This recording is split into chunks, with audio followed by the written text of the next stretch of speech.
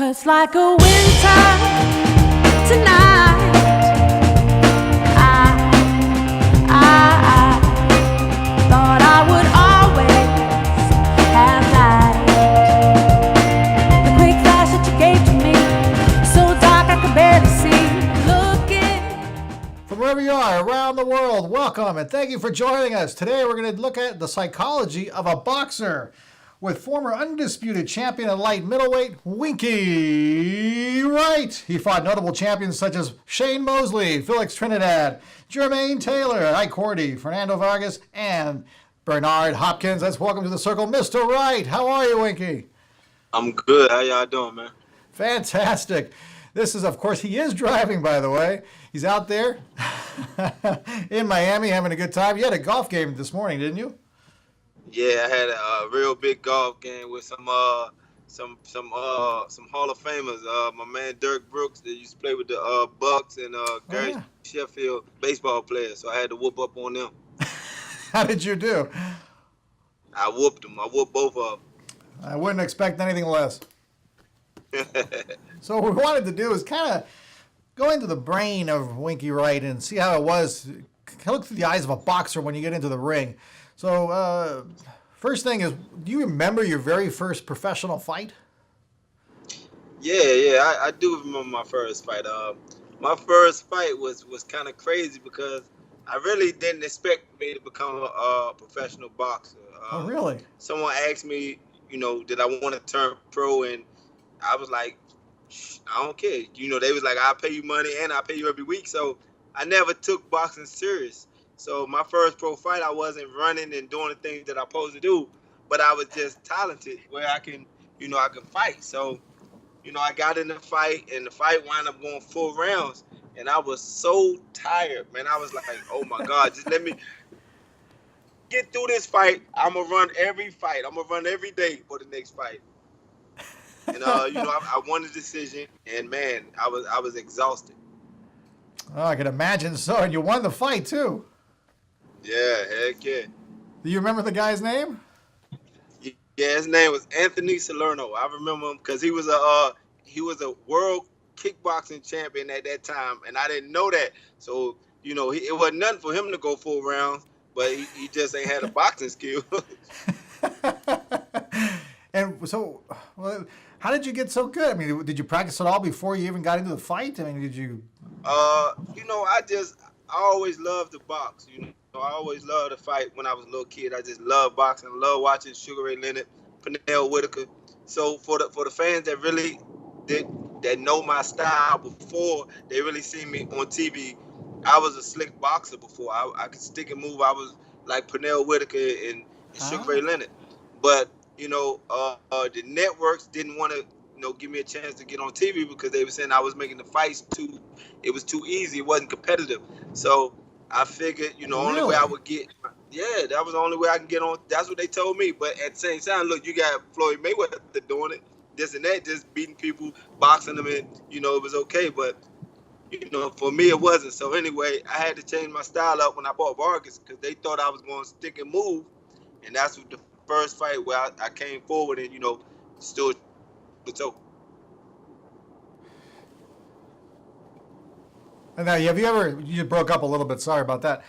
So what was it like being the first time you got hit, where all of a sudden you started seeing things that you shouldn't have seen? Maybe you saw Joe Louis in front of you for a minute. What happened there? No, I never really got hit like that. My last fight, I got knocked down with a punch. But even with that punch, it didn't daze me. And he just caught me at the right time, and I was moving and he caught me. And I just could see myself falling down. I could feel myself falling down, and I'm smiling. I'm like, I can't believe I let him hit me with that. So that was it. And that's the kind of attitude you have to have, I guess, to be a champion, is when you get hit, you don't get scared. You actually think about it and get back up. Yeah, you can't be scared. If you're a boxer and you're scared, you need to go into another sport. You need to do something else.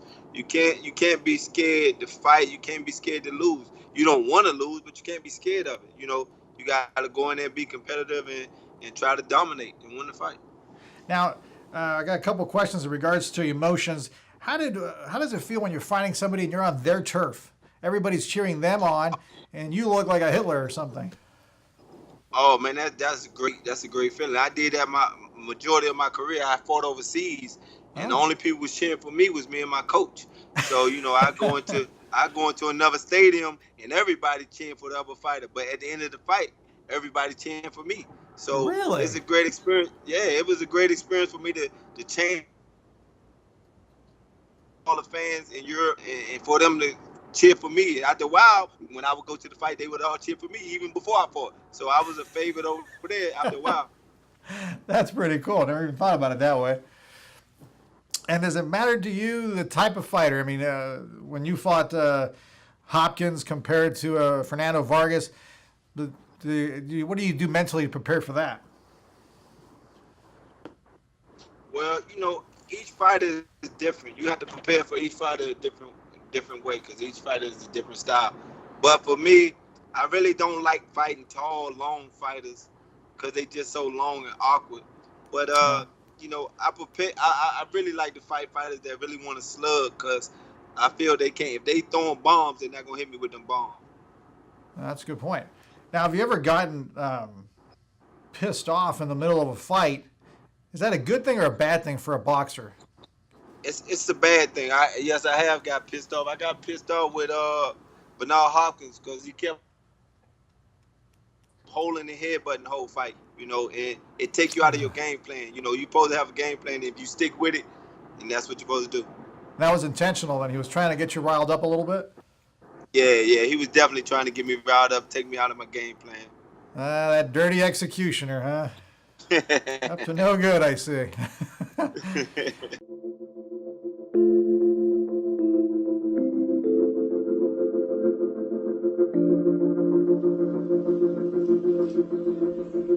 Hi, welcome to Adelante. This is Adelante Recovery, and my name is Yvette Kuglin, and I'm part of the staff. Adelante Recovery Center has helped people in dual diagnosis for 5 years. We accept most PPO insurances and provide luxury accommodations and 24-hour support. To speak with an admissions counselor, call 1-888-242-4450. A lot of time we don't even know what's wrong with us, and sometimes we need to get away to figure that out.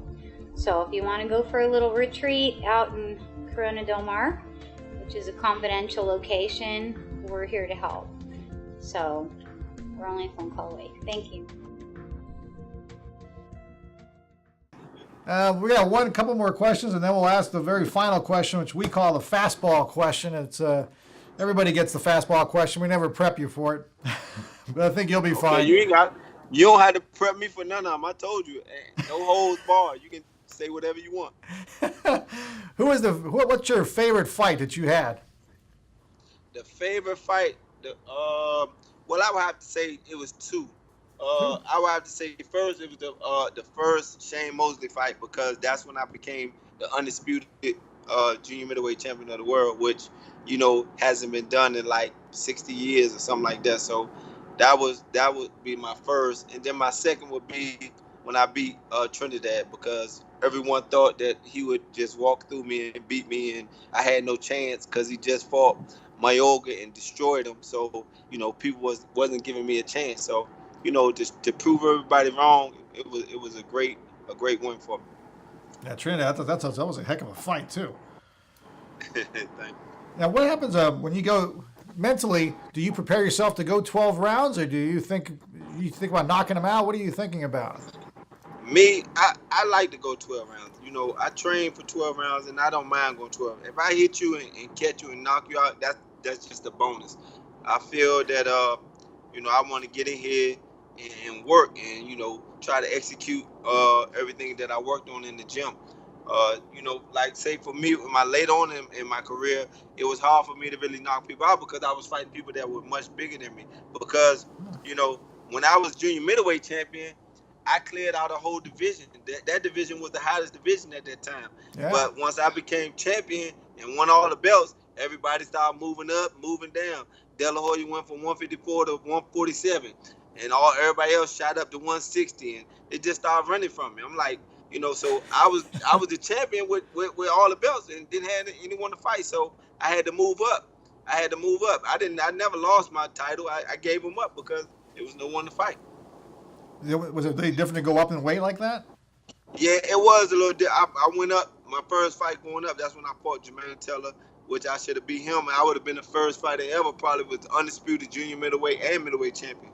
So by them not giving me that decision, that messed me up. But people saw the fight, and it is what it is.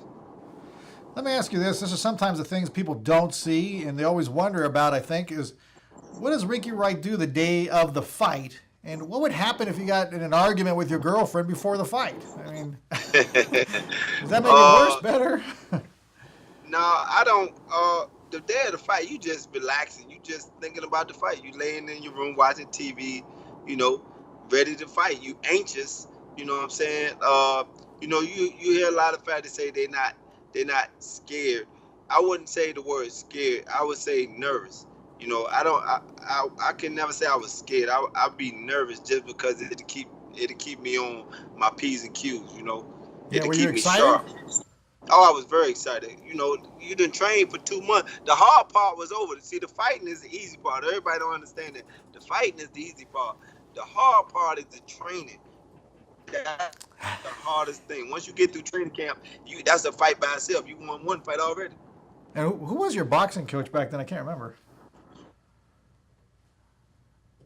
Birmingham. I only had one trainer my whole career, and his name Dan Birmingham, from the amateurs and pros. Dan Birmingham, okay. All right, you ready for your fastball question? Yeah, I'm ready. Who would you want to fight of all the legends in the last 50, 60 years? Would it be Sugar Ray Leonard Jr., Pernell Whitaker? Who would you want to fight? Even Mike Tyson, for heaven's sakes. Nah, I would have wanted to fight Oscar De La Hoya. That was the only person that was in my era that was a big name that was scared to fight me. So that's that one fight I wish I could have got, and that was it. Interesting. That would have been a fantastic fight. Any opinion about the Pacquiao Mayweather fight? I think it's going to be a great fight. I really think that Mayweather is a very sharp and smart fighter, but Pacquiao is such an intensive, press forward fighter that he make fighters make mistakes, and he throws so many punches that I don't think that Floyd can really just lay back and try to just pop shot him, because Pacquiao throwing 50, 60 punches and Floyd throwing 10 and 20 punches, that ain't gonna work. Yeah, so it's gonna be a good fight. I can't wait. I thought it was gonna be, who are you gonna pick, Pacquiao or Mayweather? You were gonna say Winky Wright. No, like I said, I think it's gonna be a great fight. I don't want to bet on it. If I had to bet, I would bet Mayweather, because you can't bet against him because he hasn't lost. But at the same time, Pacquiao is a live fighter. I can't wait to see that fight. Thank you so much, Winky, for being on the show. We are honored to have you here. Thank y'all, man. I appreciate it. We'll contact you soon. Have a great time. Thank you very much. Safe driving to you. Remember, everyone, our motto is simple. Wherever there's psychology involved, even in the boxing ring, we're going to be there. See you next time, everyone.